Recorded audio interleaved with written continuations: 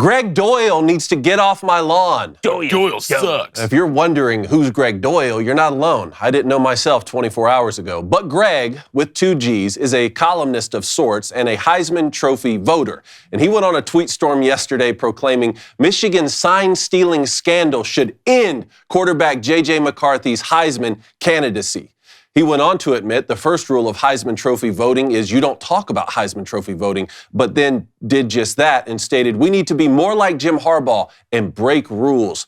Do you see what happens when you give people a little power who don't deserve it? The NCAA can't even be bothered to issue an accusation of wrongdoing to the Wolverines, yet Greg Doyle can declare them cheaters and penalize their players from winning the most coveted trophy in the sport. Now, whether or not an athlete should be eligible for an award if they participated for a program that benefited from systematic rule violations is worthy of a conversation. But Greg himself already set forth criteria for integrity back when Johnny Manziel was being left off ballots, claiming, to me, integrity is a slippery slope that gives voters way too much leeway when in fact it ought to be easily measured. Did the player have enough integrity to stay academically capable, legally available, and NCAA eligible? Then he has enough integrity to win the Heisman, unquote.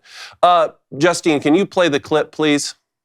You talk different than you did before. Why do you talk different than you did before? Greg talked different. Now, I'm not going to spend too much time on Greg. He's just a pawn in a complicated and convoluted game of bureaucratic institutionalization, one where special interests run deep and red tape wraps tight.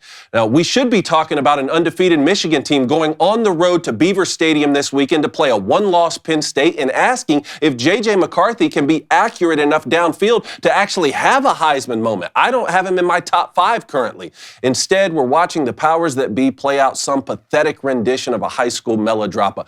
The same powers, mind you, that will allow men to compete in sports against your daughters and sisters without saying a word, now want to reality TVify opponent scouting? Unfortunately for guys like Greg, when your hypocrisy can be discovered with a single Google search, best believe you have to stay off my lawn. Bro, how did guys like this get to vote for the Heisman? He gets a vote. Look at this.